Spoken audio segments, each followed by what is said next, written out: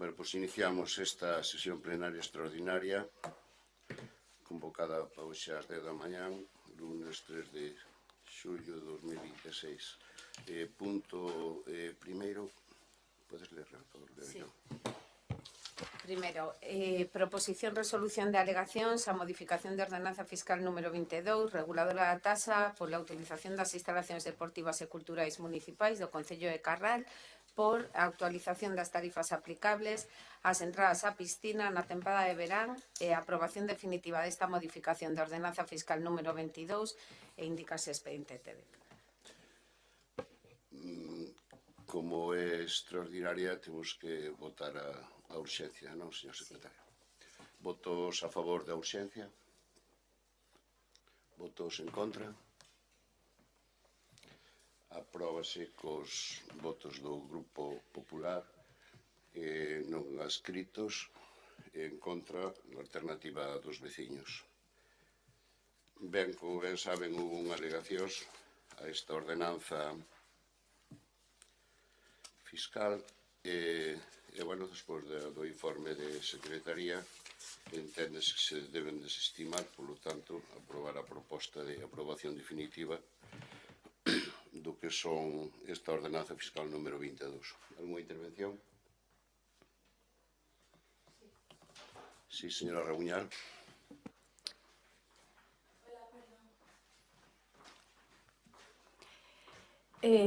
Primeiramente, explicar que a alternativa vota en contra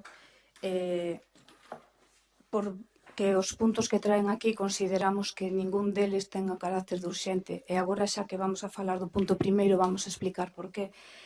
En referencia a este punto, o das alegacións presentadas,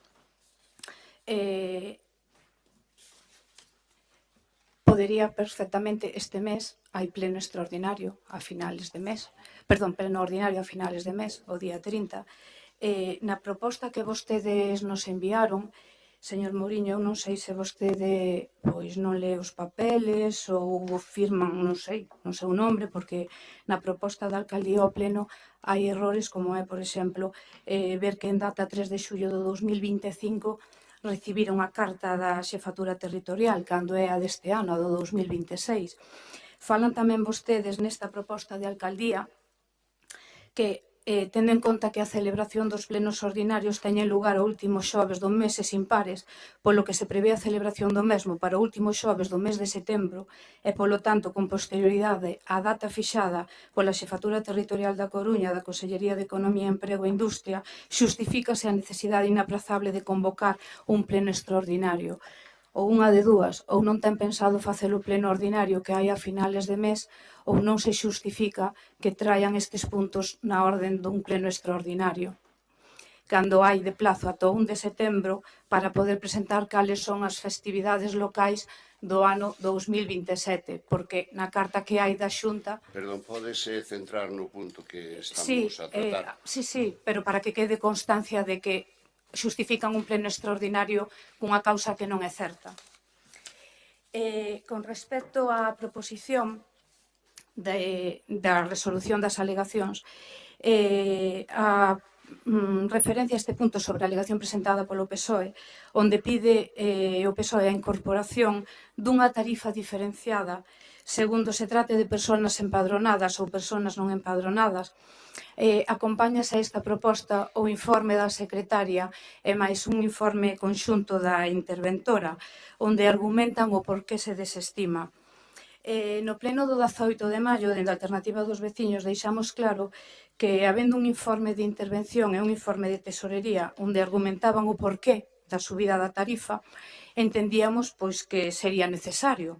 Alegaban que había unha tasa que era baixa, que estaba sin actualizar, que había anos que non se había actualizado, pero nese pleno quedou constancia tanto por vostede como polo señor Vello que a realidade non era esa, senón que había un informe feito por intervención e por tesorería, pero vostedes o que pretendían era evitar masificación na piscina e falaban vostedes de que evitar que viñera xente de fora. Incluso chegaron a decir que vostede que lle chamaran racista ou que lle daba igual, pero que a realidade que era esa. A alternativa dos veciños non se opón a que se suba a tarifa se realmente, legalmente e xurídicamente así o consideran a intervención e se é necesario. O que sí que dixemos que non nos parece normal que unha actualización dunha tarifa que debería de entrar en vigor cando se abra a piscina, que esperen a traela no mes de maio, cando é algo que debería de estar feito e resolto con tempo. Tal como dixemos nese pleno, non lles iba a dar tempo a aplicala cando abrirá a piscina. Falamos de que iba a ter que publicarse no Boletín Oficial da Provincia, exposición pública, e ao final cumpliuse o que nos decíamos. Estamos a día 13 e está sin aplicar porque houve que cumplir todos os procedimentos, polo que había que habelo traído con tempo. Con respecto ás alegacións, se isto se houbera feito con tempo, vemos no informe que da interventora e da secretaria que poñen que non quita que se pode abrir un novo expediente donde se estudie as posibilidades que non teñan que ver con circunstancias de empadronamento que xustifiquen que aos veciños de Carral non se lles cobre unha tasa, digámoslo así, igual que a xente de fora, e que entón que habría que abrir un expediente. Ese é o caso, xustificalos en que teña que ver con empadronamento, con algunhas outras circunstancias e que habría que estudialo.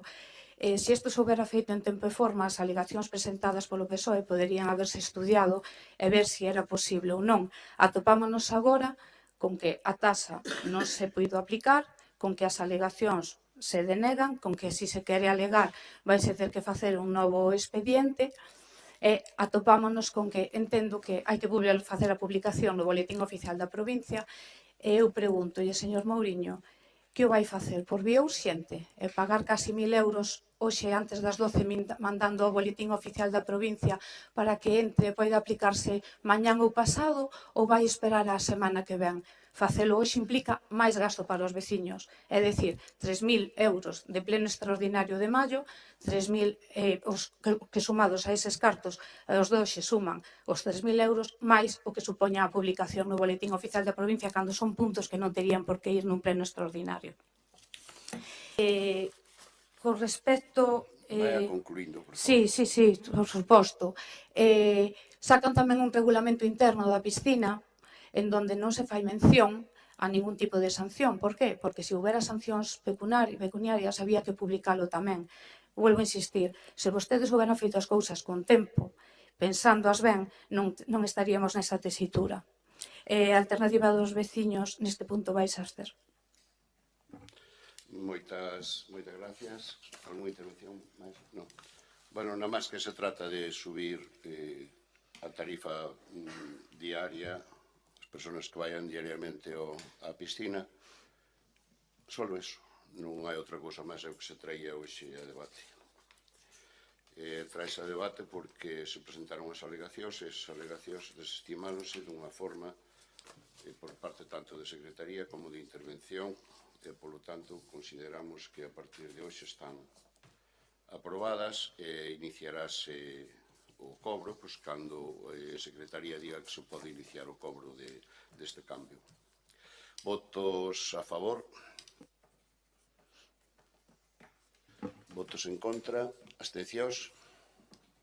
Aprobado dos concelleiros non adscritos, Grupo Popular e a abstención de Alternativa dos Veciños.